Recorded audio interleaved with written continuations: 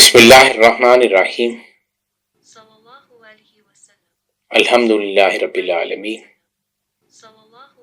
والصلاة والسلام علی خاتم النبیین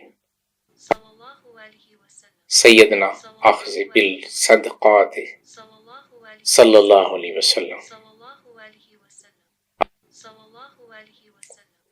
لوگوں کے مال کو صدقے سے پاک کرنے والے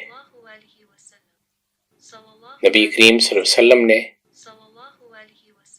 زکوٰۃ کا جو نظام قائم کیا،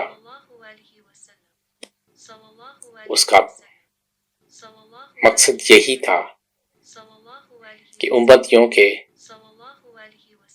مال اور اجسام پاک اور صاف کر دیے جائیں۔ تو نبی کریم صلی اللہ علیہ وسلم نے تمام امتیوں کو اس نظام میں لا کر پاکیزہ بنا دیا ہے۔ دوسرے معنی یہ بھی ہیں کہ صدقات وصول کر کے مستحق افراد میں تقسیم کرنے والے،